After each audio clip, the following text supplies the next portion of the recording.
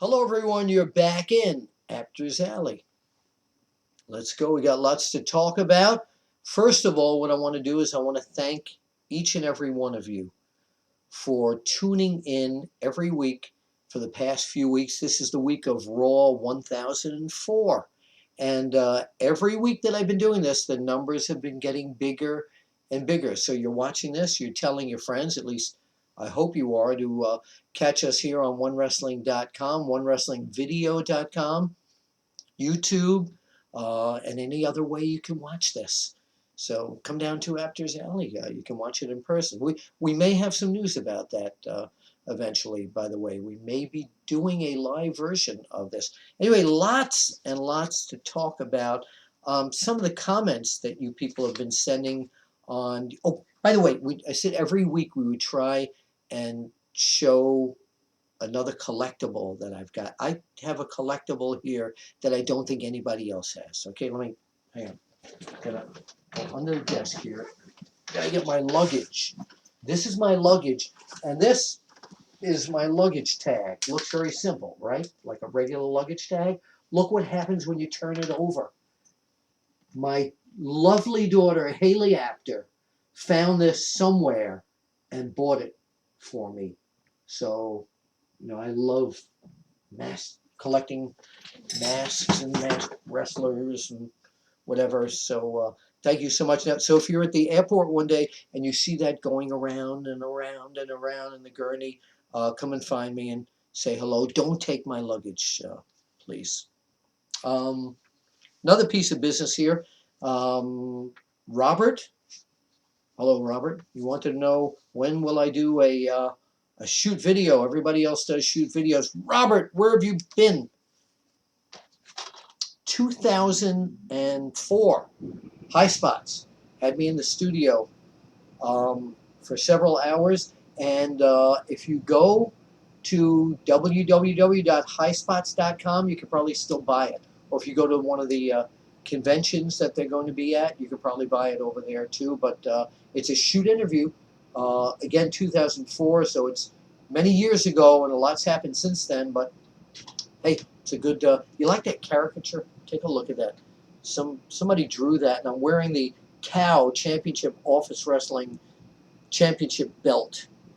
Now that is a story unto its own, but I do want to show a picture of that belt. Started off as a cardboard belt in the old PWI offices, and then Reggie Parks saw it and created a real belt. But here is one of my challengers who beat me once. This is Dan Severin wearing a Big Van Vader mask and two of his belts. And you see right in the center there is the cardboard. He was the Cow champion at one time.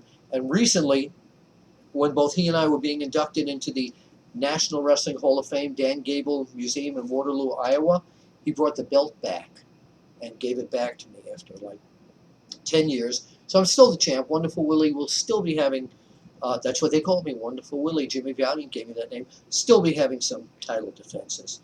One of the things I've noticed in the comments on YouTube and OneWrestling.com is and I'm flattered by this, is the wonderful amount of respect that most of you have shown to me throughout the years.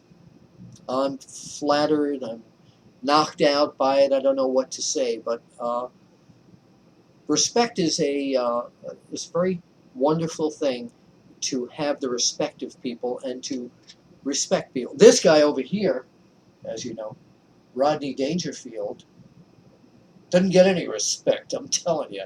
But while we're talking about respect, we have to talk about CM Punk.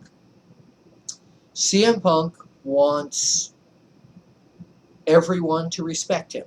And let me tell you something, CM Punk, there are tons of people who respect you, but you don't have to get in the ring and beg people or order people to say, tell me I'm the best in the world, okay?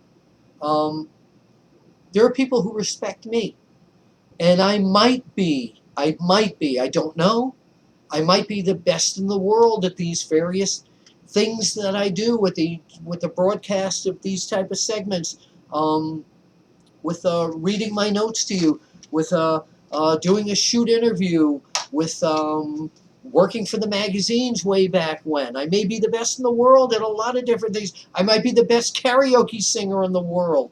Check that out, by the way. Put in Bill Apter Sings Unchained Melody. Check it out. And I also rap. Put in Bill Apter Raps Moon River. But back to CM Punk. You've got respect. So you don't have to beg for it. Now, in terms in the respect world here, you now can walk around with a magazine saying, "Look, I'm the best in the world," because PWI Pro Wrestling Illustrated has made you the 2012 #1 wrestler in the PWI 500. Yay! So there, best in the world. You can prove it. You can show it to John Cena. You could show it to Jerry Lawler. Hey, come on, blindsiding Jerry Lawler and then kicking him in the back of the head, knocking him down, and then saying you did it for Andy Kaufman. Hey, CM Punk, remember if you listen to the art of the podcast, the CM Punk, I'm sorry, the Colt Cabana podcast that I did several weeks ago, I explained how I introduced Jerry Lawler to Andy Kaufman, and they had a hell of a feud. And if you fans don't know anything about this, put this on hold right now. Put in Jerry Lawler versus Andy Kaufman. And Andy Kaufman was a great comedian. He also was the intergender wrestling champion and had a big feud with Jerry Lawler. But you don't have to mention Andy Kaufman in this to earn respect, okay?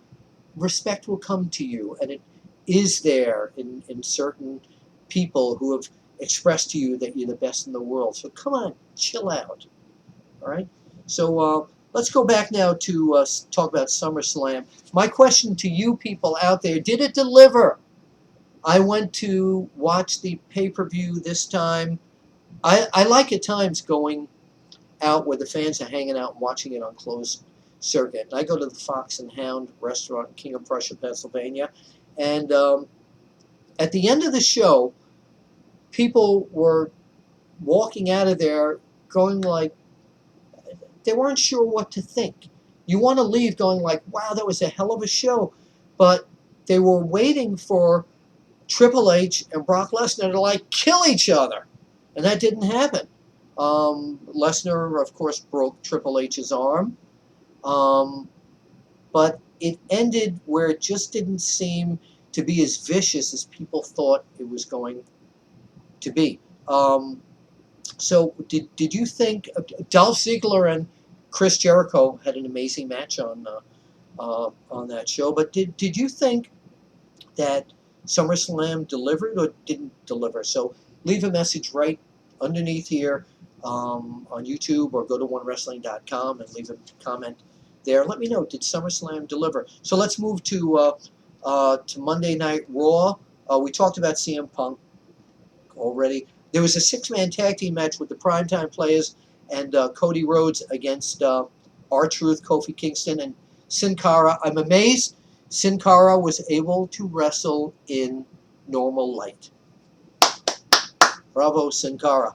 I've asked our lighting people here at Apter's Alley in the next week or two, maybe they can get me some Sin Cara lighting. I'd like to see what it's like reading notes in Sin Cara lighting style. Once again, Dolph Ziggler and Chris Jericho clash. I can't say enough about Dolph Ziggler. Jericho too, of course. You know, it takes two to tango. It takes a good opponent to make each guy shine. And these two shine against each other. But Dolph Ziggler, I don't know, you just keep getting better and better and better. Chris Jericho, you're gone? That's it. I guess you're going on tour with Fozzy.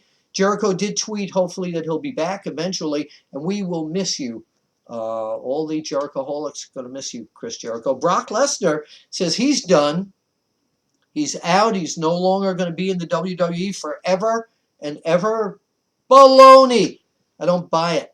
I don't buy it. I don't think Paulie, your business manager, in real life is going to let you do that. I don't think Triple H is going to just let this go. I see in my crystal wrestling ball, maybe a rematch at WrestleMania if the money is right on Brock Lesnar's side and Triple H is physically okay. Triple H had that, his best friend Shawn Michaels came on, and nice tribute. Nice tribute to his friend Triple H. I want to look right in the camera right now and say that I've known you since the days you trained at Killer Kowalski's school in Massachusetts. I knew you through WCW when you were Jean-Paul Levesque. I knew you in Indies. I knew you when you were with China and when you were with DX when that all that happened. Knew you when you married Stephanie McMahon. What I want to say is that, is it time for you to quit? Go out? Quit in the ring? Not yet. No. No. I don't care how proud you are. Wrestlers never retire. Okay? The arm's gonna heal, whatever's going on with that, you're gonna come back. Yeah, but what you people out there need to know is that Triple H is a very unusual person because he's an old school wrestling fan. He knows the history, he comes from it, and he's also got a great business mind, and he knows what he's doing in terms of helping steer the WWE business as well. So I think we need one more match from you, Triple H, and it's got to be against Brock Lesnar, and then you can go sit in the office and stay home and enjoy your beautiful wife and your beautiful children. But Shawn Michaels also said he was through. I don't know. I think he'll be back one day as well. But Triple H, we're not ready to let you go yet. So, okay, let's move on here. Alberto Del Rio is one of the best fuming people I've ever seen. You know, he's become such a crybaby. Your uncle, Mil Mascaras, is one of my wrestling heroes. Another guy. Chill out, Alberto Del Rio. Although you do fume really, really well. And be careful about feet on the ropes. Could be very, very dangerous. Brodus Clay looked really good this week against Damian Sandow. Sandow beat him by holding the trunks, but Brodus with a great fisherman suplex after that. I was pretty impressed. David Otunga came back. AJ Lee put him against Big Show. Big Show destroyed him. The Divas Battle Royal, surprise, was won by Caitlyn. She eliminated Eve. And yeah, so, okay, let's just go back to CM Punk for a moment. You want respect, don't say what he says, that he doesn't get any respect. You know, this is a great, see if I can, this is a great present somebody gave me. See, it actually works. He tells jokes. Nobody respected Rodney. Okay, let's get to some more news here. Some people have asked me where I'm going to be seen next in person. Thank you again, respect. I'm not a guest of, I don't have a vendor table or I'm not speaking or anything, but I will be on October 13th. Go to www.legendsofthering.com. I will be there doing interviews for OneWrestling.com with some of their guests and with you if you want to be on camera. Some of the people that are going to be there, rare appearance by Tony Schiavone. Remember, WCW broadcaster, Jim Crockett Promotions broadcaster, minor league baseball broadcaster. Good guy, Tony Schiavone. He and Bobby Heenan were terrific together as a broadcast team. Kevin Nash will be there. Barry Windham's going to be there with his father, Blackjack Mulligan. That's a really rare appearance. The Samoans, the Wild Samoans, Alpha and Seiko, as wild as ever. You know what they say, what they used to say. They used to look up at the lights and go, ish, ish, ish, ish, ish, ish. Tell them Apter said that. Actually, it's my Samoan name is Apta. It's Sika Alpha Apta, brother. And according to Legends of the Ring promoters, first time at a convention here, Scotty 2 Hotty, Grandmaster Sex A, Brian Christopher, and Rikishi will be together for the first time. Too cool, isn't it? Yeah. Okay, depending upon when you're watching this, taping this on August 21st, August 23rd, Thursday night, TNA Impact. A lot of big business coming up there this week. By the way, I love that they're now live. There's another really good feel about Impact being live. But this week, if you're watching this before this, if not, it's already happened, Hulk Hogan and Sting are going to confront Aces and Eights. Bill Apter, a lot of you are asking, who are Aces and Eights under the mask? Is it John Morrison? Is it other WWE, ex-WWE guys? Is it Jeff Jarrett? The answer is, I don't want to spoil it for everybody. So let's let it unfold and we'll find out. Okay, I want to end on a very rare, sad note. A few days ago, I spoke with Dutch Mantell, one of the great veterans of pro wrestling. Dutch has always been a very good friend to me and other people here at OneWrestling.com, and good friend to most people in the wrestling business. We ran this story on OneWrestling.com, and I haven't been able to shake it because I spoke to Dutch Mantell yesterday, and I probably will never be able to shake this feeling. So I want to read to you verbatim what he wrote. On Tuesday afternoon, August 14th, my world shattered. My phone rang at my home in Tennessee with a call from my daughter, who frantically informed us that our sweet 16-year-old granddaughter, Amelia, had been in a car accident. Amelia had left school and was on her way back to her house to pick up her pom-poms for dance practice. Her house was less than 10 minutes from the school. Sadly to say, our little Amelia didn't make it home. She was hit head-on by a blank druggie who was speeding down the highway trying to elude a police officer who had just clocked him doing 73 miles per hour in a 55 zone. In the blink of an eye, he crossed over the median and crashed head-in to my baby Amelia's car. And she died. What can anyone say? How horrible for Dutch Mantell and his entire family. A beautiful 16-year-old, his beautiful 16-year-old granddaughter, dead because of one idiot. There's nothing more to say. Dutch Mantell, for everyone here at OneWrestling.com and everyone in the pro wrestling world who knows you and all your fans, we will keep you and your granddaughter and your family in our prayers. Thanks.